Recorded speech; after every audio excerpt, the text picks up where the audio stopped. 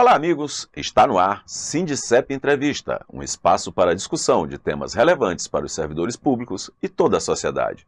Você pode assistir na TV Alternativa, canal 19.1, no sábado às 8 horas, ou a reprise domingo às 7 e segunda-feira às 8h30. Você pode acompanhar também em nosso site e em nossas redes sociais. No programa de hoje, vamos receber o advogado Paulo Linhares, da assessoria jurídica do Sindicep Maranhão. Na pauta, ações de adicional insalubridade na EBSER e balanço de ações jurídicas. Dr. Paulo, seja bem-vindo ao nosso programa. Obrigado, Ricardo. Bom dia. É um prazer estar aqui, a gente ter esse canal aqui de falar sobre os assuntos do nosso dia a dia aqui no jurídico do sindicato com os servidores, que nos acompanham aí nas redes. Dr. Paulo, esse ano é um ano atípico para os sindicatos, por conta do defeso eleitoral. Mas as ações jurídicas continuam e não são afetadas por esse momento. Inclusive, os trabalhadores da EBSER acabaram de ser beneficiados com uma sentença que garante 40% de adicional por insalubridade. O senhor pode nos explicar um pouco mais sobre essa ação?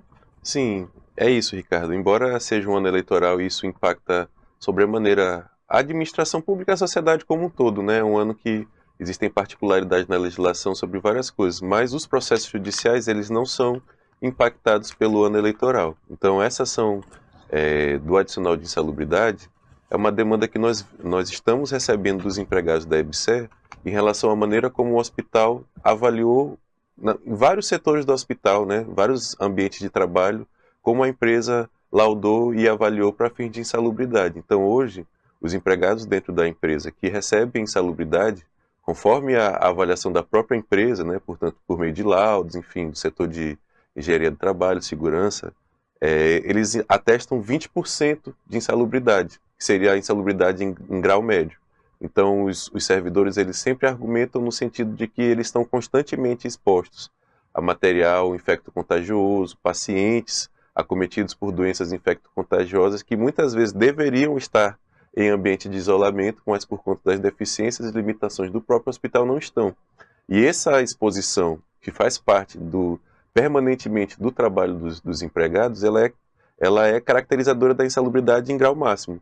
Por esse motivo, nós levamos essa demanda para a Justiça. Então, o sindicato tem promovido ações coletivas por setores do hospital para pleitear que esses empregados que laboram nesses setores mais sensíveis, eles sejam contemplados com a insalubridade no grau máximo. Então, a gente teve aí essa vitória para o setor da clínica médica, que foi um dos setores que nós tivemos contato com servidores, com funcionários que vieram aqui no sindicato, relatar o dia a dia deles. Inclusive, é importante isso, que a gente vinha falando no off aqui, que é que os servidores, eles podem vir, precisam vir ao sindicato trazer essas demandas jurídicas, porque essas provocações, elas nos municiam de informações que a gente sabe que isso, levado ao Poder Judiciário, pode resultar numa demanda favorável, como foi essa da clínica médica. Então, é uma vitória dos servidores que passaram aí, a gente enfrentou um processo, está enfrentando um processo judicial, mas dentro desse processo nós tivemos uma perícia que concluiu favoravelmente para a caracterização da insalubridade em grau máximo. Então, é uma vitória nossa do jurídico, que a gente está colhendo agora. Esse processo começa com uma perícia independente, é isso? É isso. O que acontece? Como a gente tem no direito, eu costumo dizer que é como se fosse assim, o ataque ele precisa ser proporcional à defesa. Então, digamos assim, como a empresa já possui um laudo que atesta aquelas condições ambientais, ela não tira, digamos assim, da cabeça do gestor que é 20%, ela precisa cumprir uma formalidade de promover um laudo ambiental que ateste que aquele ambiente ou não é insalubre ou tem insalubridade em determinado grau. Então, no caso, esses setores já possuem um laudo de 20%, que é o laudo que a própria empresa produz. Então, o que a gente faz na ação? O sindicato, como entidade representativa da categoria profissional, ela promove uma ação judicial na qual ela pleiteia que seja feito um novo laudo. E esse laudo é um laudo que ele é feito por um perito nomeado judicialmente. É um laudo, portanto, que ele é imparcial. Ele não é produzido diretamente pelo sindicato e não é o laudo que a empresa já fez anteriormente. Com base nesse laudo e nas demais alegações que são travadas no processo, o juiz ele é apto a sentenciar sobre determinado setor, determinada realidade. Agora, doutor Paulo, quem tem direito a esse benefício? tem alguma relação de tempo, temporalidade, alguma coisa assim? Sim, essa ação, de certo modo, ela comporta uma limitação, porque como ela foi ajuizada já no ano de 2025, ela abrange os servidores que estiveram no setor da clínica médica nos 5 anos anteriores, o que vai nos remeter para 2020, né? Então, assim, pessoas que estiveram nesses setores ou que estão até hoje nesse setor, a partir de setembro de 2020, elas já são contempladas por essa ação. Funcionários mais antigos já não teriam mais como abranger, porque a ação que nós fizemos coletiva, ela tem repercussão só para 5 anos anteriores. E isso é né? retroativo, eles vão receber esses valores retroativamente ao período em que estiveram, é isso? Isso. Isso vai chegar um momento oportuno, que a gente chama a fase de cumprimento de sentença da obrigação de pagar, onde é apurado esse retroativo e pago, né? Então, assim, por meio de precatórios, RPVs, conforme o valor de cada credor. Cada pessoa individualmente vai ter um crédito a receber em relação a essa insalubridade. Cada um tem um cálculo individualizado. Individualizado, isso. Perfeito. Conforme o seu salário, na EBSER a gente tem a circunstância, essa ação, ela teve, assim, a decisão foi muito favorável em vários aspectos. Primeiro, porque admitiu empregados que já saíram do setor, mas que estejam dentro que tenham trabalhado dessa janela temporal, elas estão contemplados. Outra coisa é que essa ação também ela abrange alguns reflexos sobre o adicional de insalubridade, como férias sobre insalubridade, 13º, sobre insalubridade, FGTS sobre insalubridade. Isso também foi uma coisa bem importante, sabe? Então, a ação, na verdade, assim, ela abre outros caminhos, ela abre possibilidade para que a gente, inclusive, replique isso em outros setores, como nós já estamos fazendo. A gente vai conversar sobre isso. É isso que eu queria te perguntar também. Doutor Paulo, foi só essa ação que foi impetrada lá no caso da EBSER, ou tem outros setores que também já foi impetrada a ação? Essa iniciativa de fazer essas ações coletivas sobre insalubridade, ela surgiu com o setor da UTI geral. Foi a primeira provocação que nós tivemos aqui na assessoria jurídica, e nós já tivemos uma vitória em um processo específico da UTI geral, que ela abrange o número de servidores, e estamos com outro processo em curso também em relação a esse mesmo setor. Aí temos a clínica médica que foi favorável, como nós estávamos conversando, e aí temos processos em curso em relação à UTI cardiológica, UTI neonatal, setor de transplantes, e que estamos aguardando decisões. E centro cirúrgico, né? São setores que já possuem ações na justiça, onde nós temos laudos já periciais, ou em curso ou concluídos, né? Então, assim, nós temos uma perspectiva positiva em relação a essas ações também, mas cada ação é uma batalha, é um desafio particular, assim. Então, uma vitória, como nós tivemos na UTI geral, como nós tivemos na clínica médica, ela é bastante animadora para que a gente continue nessa luta. Mas, assim, mas ela também não significa, não é garantia de que outros serão. Processos serão igualmente exitosos, né? Nosso esforço, ele é no sentido da vitória sempre, mas cada processo ele demanda essa cautela. Então, assim, nós estamos trabalhando para que isso venha acontecer com todos os setores que nós já ingressamos com as ações, e eventualmente eu tenho recebido, inclusive, assim, demandas de outros setores que poderiam ser contemplados também. E quem ainda não foi contemplado, precisa fazer o quê? Eu acredito que seria importante, primeiro, passar por uma análise de um advogado. Então, saber se essa pessoa trabalha em um setor que já possui alguma dessas ações coletivas, porque, nesse sentido, é mais interessante para o servidor ser abrangido por uma ação coletiva do que suportar os ônus do processo individual. Né? Um processo individual, ele poderia estar sujeito a honorários advocatícios para os advogados da empresa, custas judiciais para a justiça. Então, né? Ele procura o sindicato, é isso? É isso, ele procura o sindicato para que ele possa ter uma orientação da melhor forma de resolver aquela situação particular. Tá? Nós vamos fazer um pequeno intervalo e já já voltamos.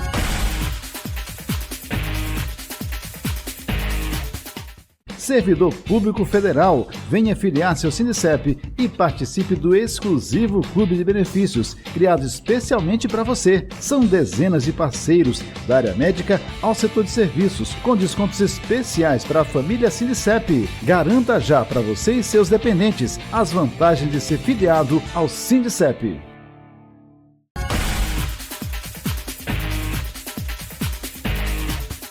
Estamos de volta com o advogado Paulo Linhares, da assessoria jurídica do Sindicep Maranhão.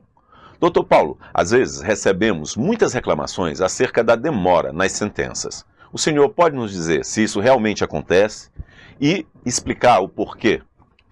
Olha, Ricardo, a questão da demora na tramitação dos processos judiciais é uma constante assim reclamação de nós que estamos na advocacia, né? Porque na verdade eu sempre faço questão de frisar para o nosso cliente, para o servidor, enfim, que vem conversar conosco, que tem processos que tramitam sob nossos cuidados, que nós estamos do mesmo lado. O advogado do sindicato, o advogado que está numa causa em favor do trabalhador, ele tem um interesse comum que é de que o processo se resolva da forma mais célere possível e com o melhor êxito, né, dentro do que está pleiteando em cada ação, então com ganhos, os maiores ganhos possíveis. Mas o que acontece? Nós esbarramos num poder judiciário que tem muitas limitações. Então eu costumo dizer para os meus servidores que eu atendo que o poder judiciário ele é um serviço público. Ele é um serviço público como o SUS, como as escolas públicas, enfim, que tem virtudes, mas que também a gente sabe que tem muitas limitações. Enfrenta muitos problemas também. Né, que vão desde de problemas de desvios funcionais, mas também problemas estruturais, assim. Então eu vejo hoje em dia, pessoalmente eu avalio que o Poder Judiciário ele tem uma capacidade limitada de lidar com a quantidade de demandas que a própria sociedade produz e encaminha para resolver conflito. O Estado, na verdade, ele não consegue adequadamente receber esses processos e dar vazão. Então a gente tem aqui no Maranhão, por exemplo, dentro do sindicato, a gente vai estar falando aqui de um universo talvez de 15 juízes que julguem todas as ações que nós temos aqui no estado do Maranhão, sabe? É um número muito pequeno de juízes para a quantidade de processos. Então o processo ele tem a particularidade de que ele é um procedimento formal, ele é burocrático, então ele tem ritos que precisam ser seguidos, etapas que precisam ser vencidas e que exigem formalidades específicas, como uma forma de intimação, um prazo específico, a contagem dos prazos. Nós que advogamos para servidores públicos e empregados públicos, nós temos a particularidade de advogar contra o Estado. E a legislação, como a gente sabe, ela favorece o poder público. Então, o Estado ele possui prazos em dobro, possui formalidades específicas, ritos próprios que o processo precisa seguir. Mas, com todas essas dificuldades, nós vamos, assessoria, eu sempre digo para o meu servidor que é importante que ele esteja perto de nós para que a gente consiga fazer a gestão do processo mais eficiente possível, né? Hoje, até na teoria, quando a gente estuda sobre direito, a gente não fala mais de processo rápido, a gente fala de processo eficiente, de processo que tem uma duração razoável para a complexidade dele, porque a justiça rápida não necessariamente é a justiça boa. Ser rápido demais, muitas vezes, não é bom. Porque, às vezes, o processo ele precisa de análise, ele precisa de cuidado quando ele vai ser decidido, por conta das complexidades das questões que são levadas ao poder. Mas, de qualquer maneira, esse caldo todo de número grande de processos, dificuldades do serviço público, ele geralmente é a causa dessa demora, sabe? E é importante destacar também, né, doutor Paulo, que a repercussão é muito ampla, né, de cada processo desse, porque não é um processo para um servidor. Claro. Ele acaba, por isonomia, trazendo isso uma repercussão ampla. Aqui no sindicato, por exemplo, embora a gente trate com um grupo de servidores assim, que dentro do total de servidores que existe no Brasil, não, é pequeno, né? A administração federal, inclusive, nacionalmente é menor do que a estadual e a municipal, mas mesmo assim, são muitas ações. A verdade é essa. É que são muitas demandas que são levadas ao Poder Judiciário e isso faz com que, muitas vezes, esses processos, individualmente, eles demorem para ser analisados, porque é uma coisa que é interessante. Quando eu estou atendendo os servidores, né, eu costumo explicar para ele o que é um processo, né, que o processo é justamente esse meio pelo qual a gente chega nesse resultado, que muitas vezes é um pagamento, mas às vezes não pode. O processo judicial nem sempre é sobre pagamento, às vezes são licenças, enfim, direitos, né, que vão ser garantidos ao final. Mas esse rito que ele toma, ele tem essas formalidades que são demoradas. E além disso, o próprio governo normalmente tem por praxe recorrer de todas as ações, né? Ele tenta procrastinar o máximo possível. Sim, eu brinco que o advogado, o trabalho do advogado do governo é atrapalhar o nosso trabalho. Então, assim, o papel institucional do advogado público, né, é de defender pelo menos os interesses mais imediatos da administração, que seriam retardar um pagamento, não pagar a quantia exatamente que vem sendo pedida. Então, existe, embora a gente tenha assistido hoje em dia, por questões processuais mesmo, os advogados decidindo não recorrer, mas a praxe, né, nossa experiência mais cotidiana é de lidar constantemente com o governo esgotando as instâncias que a legislação permite até que a gente chegue finalmente no resultado de ter um pagamento, de ter... Ainda tem a questão dos cálculos também, que é muito complicada, né? Sim, Há sim. sempre uma disputa em termos de narrativa, Sim, em termos de valores. É isso, porque, por exemplo, nós que estamos advogando para os servidores, nós temos o interesse de, dentro do que é possível ser justificado, apresentar o maior cálculo, né? O melhor cálculo possível. Para aquela pessoa receber o maior valor por conta da violação que ela teve. E o governo quer pagar o menos possível. O mínimo possível. O mínimo então, possível. Isso vai resultar, por exemplo, em argumentações sobre juros de mora, sobre formas de contabilização, procedimentos contábeis, que é isso que muitas vezes nós advogados ali ficamos nos debatendo no processo. O servidor falando, a gente já não ganhou, por que o governo não paga? Porque, na verdade, isso faz parte do rito desse processo. O processo é justamente esse rito aonde a gente vai, o meio pelo qual, o instrumento que é utilizado, que é previsto na legislação, para a gente chegar nesse resultado, que é a decisão judicial ser cumprida, né? Agora, doutor, por conta dessa suposta demora, muitos trabalhadores acabam sendo enganados, né, por golpistas que prometem celeridade nos processos. Como os trabalhadores podem evitar esse tipo de enganação?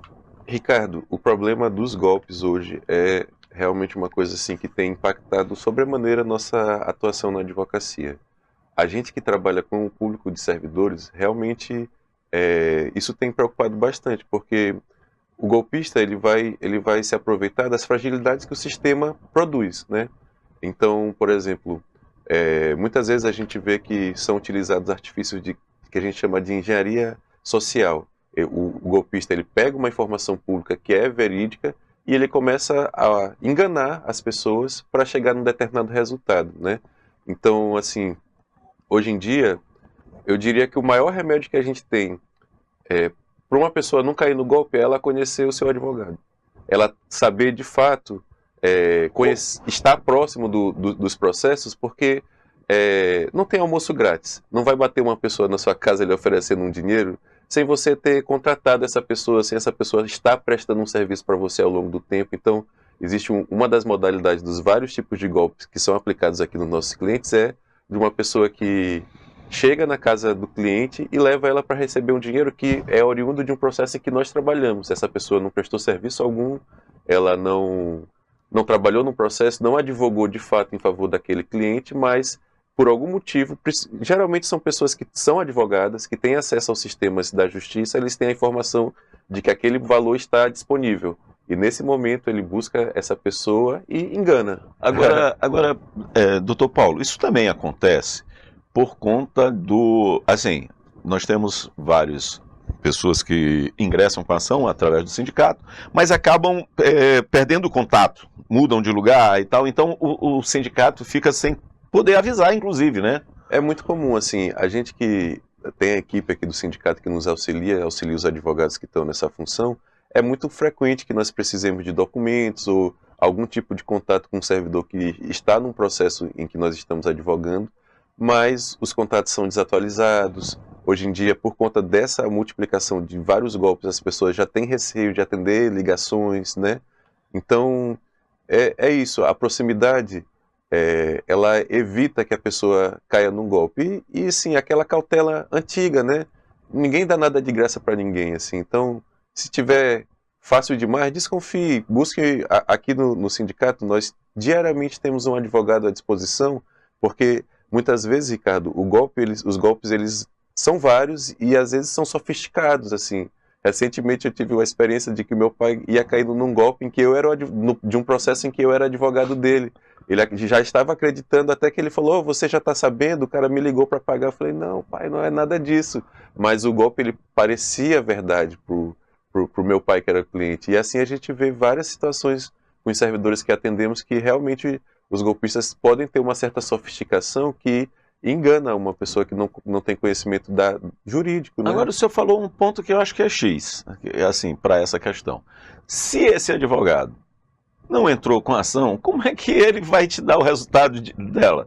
né? É no mínimo estranho, isso, realmente. Infelizmente as pessoas, quando elas estão, às vezes, por conta da necessidade, né, acabam sendo levadas pela emoção. E a pessoa que aplica golpe, ela tem justamente essa habilidade de emocionar as pessoas, de tocar num ponto ali sensível, que faz com que elas muitas vezes não raciocinem bem, até que elas percebam que já tenham tomado um golpe.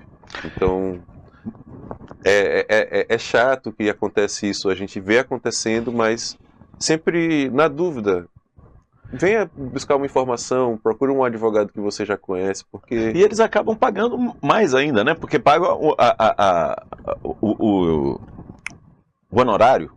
Pagam honorários que geralmente são honorários que são caros por um serviço que não foi prestado. Então, assim, o advogado... E que já pagaram o sindicato para fazê-lo, claro, né? Então, assim, o advogado, por natureza, ele recebe honorários advocatícios que são os frutos do trabalho dele, né? Então, uma pessoa que não lidou com um processo que resultou num pagamento, ela não deveria receber honorários por isso. Claro, né?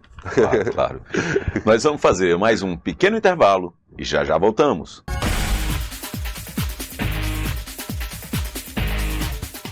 Servidor Público Federal, venha filiar-se ao Sindicep e participe do exclusivo Clube de Benefícios, criado especialmente para você. São dezenas de parceiros, da área médica ao setor de serviços, com descontos especiais para a família Sindicep. Garanta já para você e seus dependentes as vantagens de ser filiado ao Sindicep.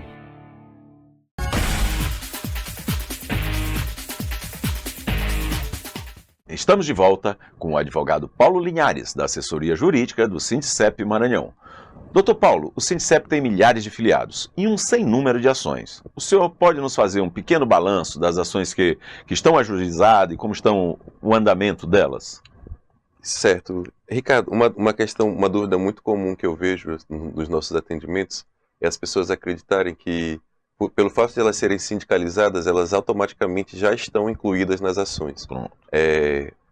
Tradicionalmente, a assessoria jurídica do Sindicep, ela ajuiza ações individuais de algumas matérias, né? Mas muitas vezes a gente faz o que a gente chama de cumprimento de uma sentença coletiva, de uma decisão de um processo coletivo. Então, por exemplo, a gente está, nesse momento, executando as gratificações de desempenho dos servidores vinculados à União. Então, essa ação ela é uma ação coletiva que transitou em julgado, que tem como polo o sindicato de um lado, a União de outro. Então, portanto, os servidores dos ministérios, enfim, estariam abrangidos por essa ação da administração direta. E o objeto, que é aquela gratificação. Quando essa ação ela se encerra, a gente abre um prazo para que a gente colete individualmente os documentos dessas pessoas e faça os cumprimentos de sentença. Então, nós tivemos em 2022, até 2022, um período assim, onde a gente esteve muito concentrado na propositura das ações de anuênios, 317 e auxílio alimentação para os servidores da FUNASA, né, que é a Fundação Nacional de Saúde, que é uma autarquia federal e, portanto, os processos da FUNASA eles são separados dos processos da União, que é a administração direta, né? Agora, nesse momento, a gente está com um grande foco na execução de ações do público da União. Então, servidores dos ministérios, servidores da antiga Roquete Pinto, é recomendável que venha. Então a gente tem aí Ministério das Comunicações, Ministério dos Transportes, Ministério da Saúde, o pessoal que está hoje no Ministério da Gestão, Inovação e Serviços Públicos, que abrange aí vários antigos órgãos. Esses servidores são servidores que eles precisam vir ao sindicato e verificar se já trouxeram a documentação para ação de anuênios, né? Porque a gente chama, na verdade, a gente está fazendo a verificação para GDATA, GDP-GTAS, GDP-GPE e anuênios. São 4 ações principais que estão sendo objeto de busca, e isso a gente está falando aí do universo de 3 mil pessoas, talvez mais, né? Porque envolve também pensionistas, envolve aposentados. Então, se você também é herdeiro de um servidor que é desse grupo dos servidores vinculados à administração direta, à União Federal, você deveria, se ainda não veio, deveria vir ao sindicato, porque nós precisamos fazer essas verificações em relação a essas matérias. Né? Até porque cada caso é um caso, né? Sim. Não existe assim, ela não é linear. Não, a gente, por exemplo, quando dentro dessas análises, a gente vai levar muitas vezes em consideração data de ingresso de cada servidor, data de aposentadoria daquele servidor, muitas vezes data do óbito do servidor e de instituição das pensões, né? Porque ao longo do tempo, Ricardo, nós tivemos mudanças na legislação do servidor público. E essas mudanças na legislação, elas impactam os direitos que cada servidor tem. E isso às vezes é muito comum. Aí uma colega chega, eu estou ativo, não tenho tal ação, mas minha colega que se aposentou em 1996 tem essa ação. Eu falei, você está numa situação jurídica distinta, porque quem aposentou em 96, ela tem um estatuto de direitos específicos que é diferente da pessoa que continua ativa até 2026, embora sejam às vezes oriundas do mesmo órgão, colegas de trabalho, muitas vezes com a mesma data de ingresso. Então, se a gente for pensar, essa análise ela é multifatorial. E ela é uma análise que, por vezes, ela é complexa para o próprio servidor fazer. Por isso que nós pedimos que seja feita a verificação pela assessoria jurídica. O caminho é claro. Primeiro, procurar o sindicato, entrar em contato com a assessoria jurídica, que esse servidor ele vai receber orientações a respeito das ações que são viáveis para ele, né? Agora, doutor Paulo, o senhor falou, procurar o sindicato, né? O Sindicep tem atendimento jurídico todos os dias? Sim, diariamente a nossa assessoria jurídica ela disponibiliza um advogado, não funciona nos 2 turnos, então nós temos alguns dias que são pela tarde, outros são pela manhã, e essa duplicidade é justamente para atender a maior diversidade de realidades que a gente sabe que tem. Mas diariamente nós temos um advogado. Todos os advogados eles são do mesmo grupo, né? Nós somos integrantes de um mesmo escritório, então às vezes a gente tem o costume de recomendar, você não fica mudando de médico todo dia, que depois que tenha já um advogado ali que vem lhe atendendo, continue ao longo do tempo, mas para causas urgentes, né? Todos os advogados eles podem atender qualquer um dos servidores. Eles acessam as informações. As mesmas informações, os mesmos processos, né? Então, é como eu falo, é importante, aquele servidor que quer vir todo dia, não existe essa necessidade, porque, como a gente estava falando, os processos também não andam não avançam nessa velocidade. Mas também não é legal aquele servidor que nunca vem. Certo. O servidor que nunca vem, muitas vezes, ele é um servidor que a gente está há muito tempo procurando aquela pessoa, porque está precisando de um RG atualizado, precisando da cópia de um documento, precisando de uma informação que não está disponível processualmente, que o sindicato não tem acesso porque são informações particulares daquele servidor. Então, eu gosto de conhecer os servidores, que a gente... isso humaniza também nosso processo, porque muitas vezes a gente que está advogando, a gente só está vendo nome e número, né? Mas precisa ver a pessoa. A pessoa, ela também... É uma coisa positiva, assim, do nosso trabalho também, esse relacionamento que a gente acaba desenvolvendo com os clientes. Agora, doutor Paulo, como é o acesso? Precisa marcar com antecedência? Então, nós temos uma limitação diária de pessoas que são atendidas. Então, existe os servidores que são filiados ao Sindicep, servidores aposentados e pensionistas, eles podem ser atendidos por ordem de chegada, só condicionado a essa quantitativo de pessoas por dia, né? Então, se a pessoa chegar ali próximo do horário que inicia o atendimento, é bem provável que ela ainda consiga ser atendida, né? Se deixar para chegar no final do horário, aí vai ficar pela sorte, porque tem dias que tem mais ou menos demanda.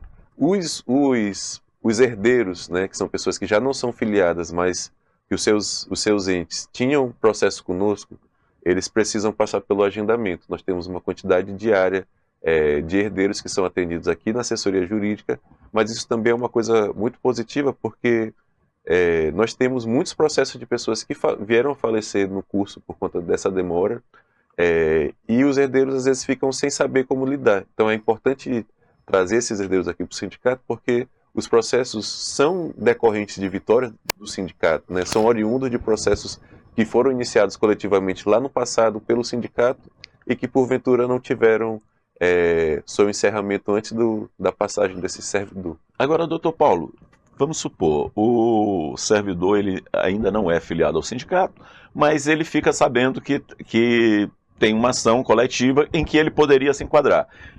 Ele pode vir também?